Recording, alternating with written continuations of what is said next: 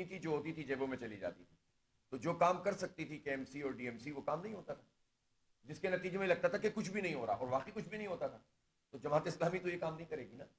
سڑکیں بنانے کا اگر کام ہے اور اس کا بجٹ ہے، وہ جمع بھی کریں گے اور خرچ بھی کریں گے.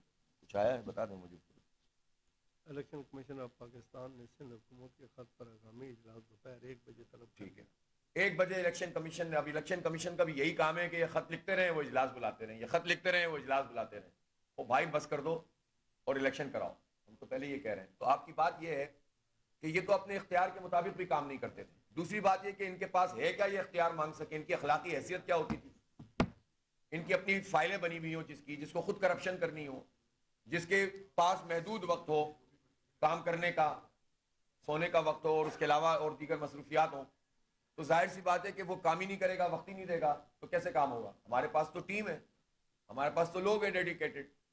ہم تو صبح سے لے کر رات تک الحمدللہ لگے رہتے ہیں. تو بہت یعنی بڑا فرق ہے.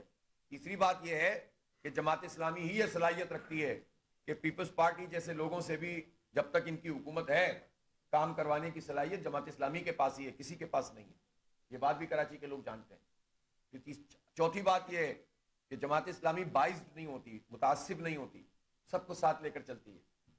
اور اللہ تعالیٰ نے ہمیں اکثریت دی انشاءاللہ، لوگوں نے ووٹ انشاءاللہ کل کاسٹ کریں گے. تو اس کے بعد ایسا نہیں ہے کہ ہم کہہ دیں گے یہ اس کا علاقہ وہ اس کا علاقہ، سب علاقے ہمارے علاقے ہیں. تو یہ وہ فیکٹر ہیں جس کے نتیجے میں کام نظر آئے گا انشاءاللہ.